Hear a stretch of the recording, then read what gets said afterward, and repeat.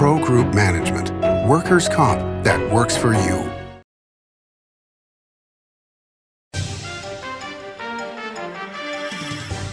Welcome to Nevada Newsmakers. On the broadcast today, attorney Orrin Johnson is here for a great discussion, here for the whole show on an all-new Nevada Newsmakers. It's a good time to win during the big deal $150,000 guaranteed giveaways at Tamarack Casino. $15,000 in cash and free play giveaways each week. And $50,000 in grand prize giveaways with 2 top prizes of $15,000 cash. Your good times are at Tamarack Casino. Southwest Specialties has been making the homes and businesses of Nevada beautiful for more than 20 years. Their experienced designers and craftsmen create the walkways, backyards, water features, and a variety of outdoor cooking areas that add curb appeal and value to your investment. Call today or visit them at their website and see how they can make your outdoor spaces special. Southwest Specialties, creative, distinctive, beautiful. Retail's impact on Nevada's economy? Enormous. 8,600 businesses, large and small, employing 145,000 workers. And last fiscal year, retail paid tax on nearly $60 billion in sales. We're the Retail Association of Nevada. We support retail, we help it grow, and we mean business. RANNV.org. What do you count on? You count on your power every day. At NV Energy, we've always powered what's important to you, but we're not looking at the past. We're focused on the future. While our standards are high, our rates will remain low.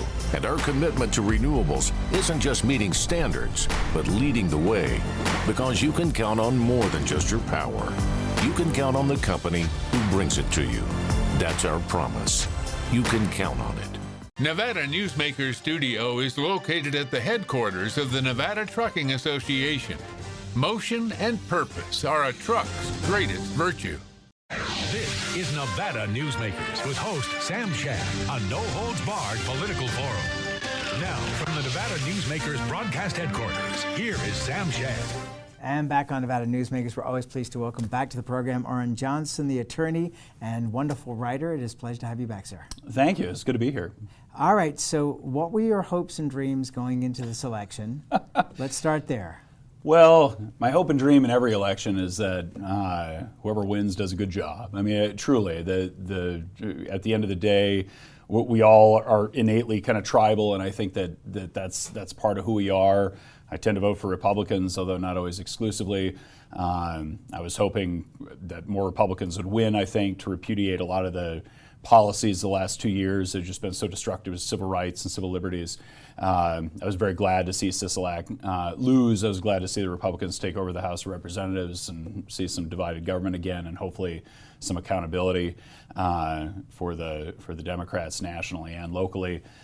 So the red wave wasn't as big as anybody predicted, certainly, but it wasn't nothing. It's always a mixed bag, is what it always is. But I hope everybody who won does a good job. And I hope if they don't do a good job, they do such a spectacularly bad job that it's obvious and they get ousted in the next election. All right, so let's start out with divided government. To me, divided government seems to be the best kind of government because there's the real check and balance right there. Totally agree. Totally agree. Yeah, I mean, please elaborate. Otherwise, this is a really short show. Dan Mason will kill me. We all agree. No, so the big thing is that I don't understand why people want efficiency in government in a lot of ways, especially in the elected officials.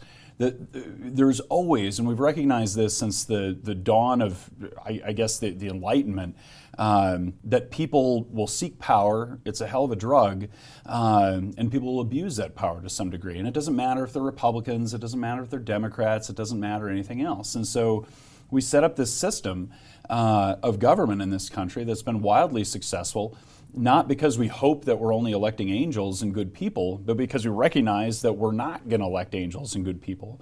And so we have other people who are imperfect and sometimes not great people, constantly struggling and pulling against each other and splitting the atom of sovereignty between different branches of the government on the federal level, between the federal and state governments, and between the people. And so that's why attacks against free speech, against individuals are so troubling. That's why the increased use of executive orders and that sort of thing, both on the state and federal level, and especially during COVID, were so troubling. That's why it's frustrating to me as a lawyer to see the courts perhaps not take a more robust effort in checking the power of the executive during COVID and some of the, again, just the abuses of civil liberties that we all endured in the last two and a half years. Yeah. All right, so here we are. And, you know, the results of the election were fascinating because there was so much going on in the prior 2 years, and in fact all the way through the Donald Trump running for election, the actual presidency, etc. All of the discussion about whether the voting was rigged, the voting machines were rigged, and I still have people coming up to me today and saying, well, you know, it was rigged. And I say to them, did you vote for Republicans and Democrats? Yeah. Did you have winners and losers? Yeah.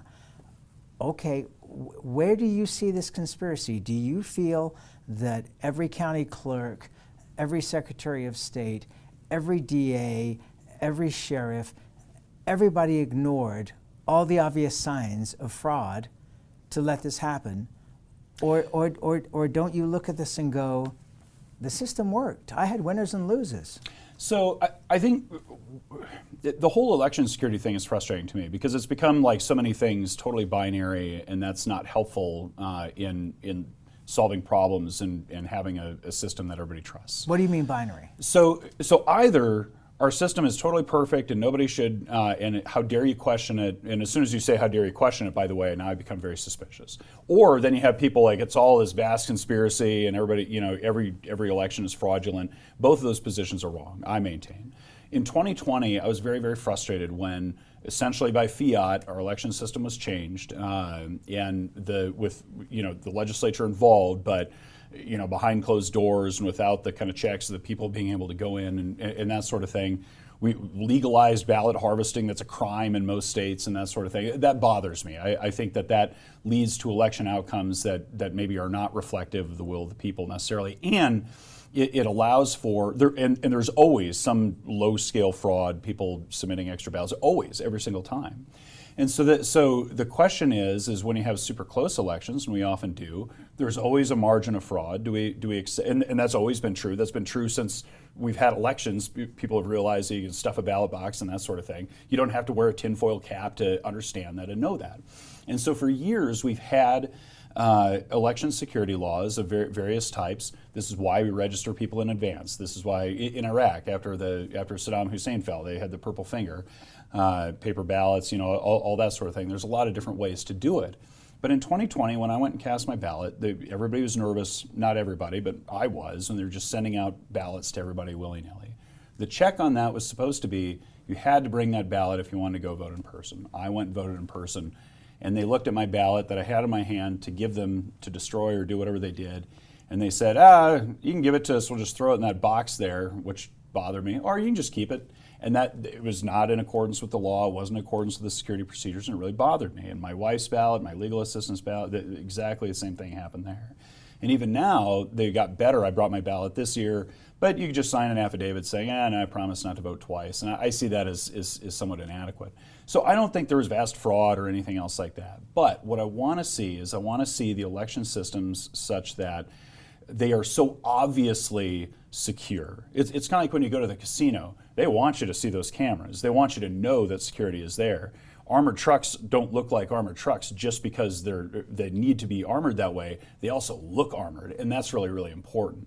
And so I want people in charge of our elections to be flinty-eyed and suspicious and all those things, because that's how I'm comfortable that all of our elections are secure always. All right, but don't you think in this particular election that because of everything that happened in 2020, that you really did have everybody's eyes on this? That there was concern that, for us, because the phrase that was bandied around so much was, our democracy is at stake, that everybody who's involved in the election process wanted to make sure that this election went off smoothly. Smooth is not the same thing as 99.999%, not 100%. And I agree with you on that. Right. And so the problem is there's all these changes to the election system and that sort of thing, and you got all these extra ballots floating around. And once they're out there and then get dropped off, then it's hard to control. And again, the elections are kind of like money. We carry around these little pieces of paper or pieces of metal, and now really it's just electrons. The only thing that makes money valuable is that we trust it. And as soon as you stop trusting money, then economies collapse. And so right now, I think there's some statistic like 40% of people don't think that the elections are trustworthy. There's some crazy number. It's not all Republicans. There's a lot of Democrats too, and partisans have been fanning these flames for decades. I mean, the entire Trump presidency was all about he's illegitimately elected, all the rest of the stuff. You go back to 2000, George Bush cheated, and all the rest of these things. I remember when I was in law school in 2004. The conspiracy theories on the left about the Diebold machines and all the rest of this stuff, it was just rampant. And so the bottom line is that I understand people's concern about, let's undermine, we can't undermine trust because it relies on that. But in order to rebuild that, the answer is not to silence people who are like, wait a minute, that doesn't look right to me. Like when people are coming in with handfuls of ballots because they're harvesting them, or when the election workers don't take my extra ballot, which is what it is, or just throw it in a box somewhere, or just let me keep it, or what have you. Instead, it's to have a robust system of checks and balances with that, so that everybody can see right away and be comfortable when they go to the polling places that their elections are secure. And part of that is making sure that we're able to count the votes on time. This thing where it takes us 2 weeks to count a vote, that's absurd, and that's red flags for everybody. All right, but can't you fix that particular thing by just having an earlier deadline for the mail-in votes so that everything is available? They could even be pre-counted by Election Day, but not revealed, so it doesn't alter the people who are going to the polls to actually vote on Election Day. And that way, instead of it being 4 or 5 days after the election that they can still come in, they got to be in 4 or 5 days before the election, just like we have an early voting period that ends, a week before or so before Election Day. Oh, I 100% That would be agree. a simple fix. At a minimum, we absolutely should do that. There's zero reason why we should still be counting ballots. So, 2 weeks after the fact. More with Orrin Johnson when we come back. Ring in the holidays with $350,000 big holiday extravaganza at Carson Valley Inn. Over 1,000 winners. Weekly cash, free play, and up to $10K in cash every Saturday. And 2 grand prize drawings. Win up to $20,000 in cash. 'Tis the season for winning big at the Carson Valley Inn. Save money and take transit. Did you know you can ride the bus all day for less than what it would cost you for a gallon of gas? Plan your trip now by going to rtcwashoe.com. Pro Group Management is the place where companies can find workers' comp solutions that are designed to meet their specific business requirements. As regulations evolve, Pro Group takes a proactive approach to clear the path to make sure your business stays ahead of the curve. Knowing your workers' comp program is optimized, you can focus on other important matters related to your growing business. Pro Group Management, workers' comp that works for you. Truck drivers are some of the hardest working people you'll meet, delivering over 70% of America's freight and 92% of Nevada's. When there's a natural disaster, they're delivering critical supplies to help those communities recover and rebuild. Every sector of the economy and our nation's military rely on truck drivers. So let's take a moment to say thank you. On the open road or city streets, our truck drivers are rolling to make our economy and our nation stronger. Trucking moves America forward. Like a traditional handmade basket, retail is woven into the fabric of life in Nevada. From big box to mom and pop, retail supports our communities in countless ways. Jobs for the disabled, team uniforms for kids, help for the elderly, and so much more. Retail employs over 1 in 10 workers. Retail supports Nevada, and we support retail. RANNV.org. This is Nevada Newsmakers. And back on Nevada Newsmakers, we continue our conversation with Orrin Johnson, the attorney and fabulous writer. You got to do more writing. I know. I need more time. Well, just slow down the rotation of the Earth. We have a place on Nevada Newsmakers website if you ever wanted to jump back into that. Even once a year would be fine. All right, so we've had an extended period of time where people are doubting the voting process. They're doubting the veracity of the election results. Do we not need to mount a marketing campaign from Republicans and Democrats? Because I thought it was fascinating that Barbara Sagaski, the Republican in a field of Democrats, was the one that was overseeing the elections and saying, no, these are good, the numbers are real. Do we not need to see a huge marketing campaign to give people confidence that, we're on this? No. In fact, that backfired. It backfired.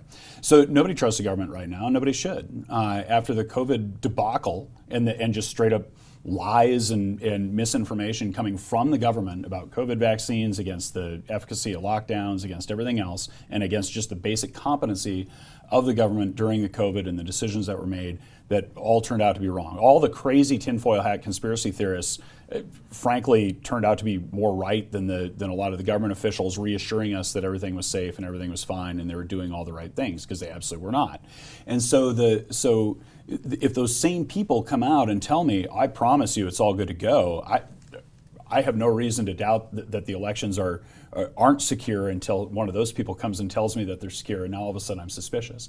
Instead, what you need is total transparency. Every single media figure that says it's illegitimate for anybody to question election outcomes or question the process is doing harm to the public's trust in the system. Instead, we say, here it is, come look for yourself. Everybody should come see for themselves. And everybody is right to be suspicious of government, and to a healthy degree, come take a look. But as soon as government officials come on with a PR campaign, AKA propaganda, and say, no, how dare you question us, we're totally on it, after the last 2 years, no way. That's going to backfire. And in fact, it already has backfired, and that's why 40% of people have questions about the election legitimacy. All right, so then how, looking for solutions, you say transparency, but there's a certain limit to, unless you're going to have Allegiant Stadium as a place where people are counting ballots and 65,000 people in the stands, which would not be, I think, particularly practical, and the hot dogs would be very expensive. But if the slogan is that we are concerned about democracy in this country, then do you look to any branch of government to say this is one that you can rely on, or do we mistrust all of them? And then, do you still have a democracy? So we don't live in a democracy. I don't want to live in a democracy. We live in a republic that protects people's individual civil liberties, and usually it's pedantic to say that, but not here. And so the issue is, most of the time when you hear our democracy, what you're really talking about is, especially in the modern context, is Democrats complaining about being criticized, and that's all it is. Any government official that complains about being criticized in whatever function that they're doing is immediately suspect to me, immediately. And that includes the government officials that oversee elections and that sort of thing. This is why we've always had poll watchers and all the rest of those types of things. There should be cameras on all the time, and so people can take a look. But again, the real issue is making sure that the process is obviously secure. Sending out ballots by default is insecure. I wouldn't send $50 in cash to anybody through the mail, and it's not that I don't trust the mail. The mail's an amazing system, but I don't trust it well enough to send $50 in cash through the mail. My ballot is worth far more to me than $50, and it should be far more to everybody else. And so I deployed 3 times to protect that right, and I take it very seriously. And so I think that it should be, if you want to affirmatively opt in to getting a mail-in ballot, that's fine. I don't love early voting, but it is what it is, and kind of everybody does it now, and that's okay too, because you're there kind of in person. The voting has to be done on time. There can't be this 3 weeks and, oh, by the way, then we find more ballots. I agree with you completely about deadlines in terms they have to be in on election day, not postmarked by election day. That just raises too many questions. And so don't have all these extraneous ballots out there. That's what's really concerning. And frankly, don't allow people to do this affidavit. If they want to come in and vote in person, they got to bring their ballot. Okay, but go back to my original question here, which was, is there any part of government that you feel that we can look to and say, okay, we can rely on this, or is everything up in the air at this point in time? You know, the judiciary, you know, the 3 branches of government. I mean, is it all suspect at this point? It sounds like you're saying it should be just on the basis of we should question all of it. Our entire country is built on the basis that we don't necessarily trust the government. Our entire Constitution is designed to say the reason we trust our government is because we got other parts of the government who are in opposition and the people verifying. It's a trust but verify thing. And what it really comes down to, and this is lost in the conversation, is about competence. Is the government doing a good job? The more competent elected officials are, and the unelected bureaucrats, then the more trust that we can have. And when they've shown us, so instead of doing a PR campaign about it, instead what they need to do is demonstrate in all other areas of government just relentless competence, that we're going to do a good job, that your money's going to be well spent, and that sort of thing. And this goes back to the earlier question about divided government, and that's why I like to see divided government. I want to see government officials in different branches questioning each other and giving each other the flinty eye, and that's how we maintain freedom. All right, more with Orrin Johnson when we come back.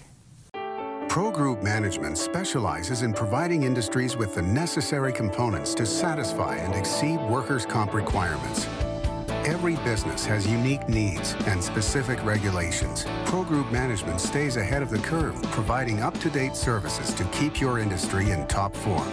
Discover how we simplify your tasks, improve efficiency, and reduce expense to keep you moving in a positive direction. Pro Group Management, workers' comp that works for you. As you know, Reno is booming. Toll's development company is helping it grow with insightful design and development, building community with every project, adding beauty, adding excitement, emphasizing our shared humanity. Reno is becoming bigger. Toll's development is helping it become better, more livable, more enjoyable. To learn more, go to tollsdevelopment.com. tollsdevelopment.com. Each day, the Children's Advocacy Alliance partners with leaders, legislators, and families across Nevada to improve children's health, education, economic well-being, and safety. We recognize Nevada will be no better than the state of its children. Be a part of this change. Be a supporter of the Children's Advocacy Alliance. For more information, go to caanv.org. Hi, I'm Renee Summer, our digital news anchor here at 7 at 7. Watch our streaming nonstop newscast immediately with your mobile phone. 7 at 7 is the new way for you to get every bit of local news you need in just 7 minutes. Breaking news, local neighborhood news, weather, and sports are just a click away. Reporters bring you all of what's happening in the Valley.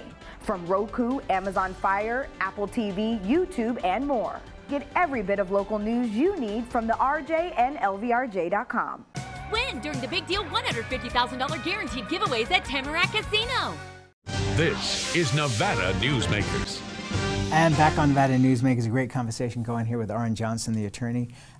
So it's been interesting to note that a lot of the Republican campaigns around the country have been complaining that they didn't get enough money to spend on this election cycle. And that's stunning to me when you consider not only how much money was spent, for example, here in Nevada, but the insane pricing of that advertising. Television stations would go out of business if it weren't for political advertising. I mean, they can't charge the pharmaceutical companies the kind of money they charge election campaigns. What do you? Is that a valid complaint? No, I mean, look, I don't trust any politician, even the ones that I like. I think that's healthy and American to do. I mean, it just is. And you know, look, there's always going to be complaining and sore losing them and all that sort of thing, and not a lot of self-reflection about that sort of thing. At some point, I think money being spent reaches a point of diminishing returns. But part of it, especially in Nevada, is the Republican Party is completely incompetent and needs new leadership.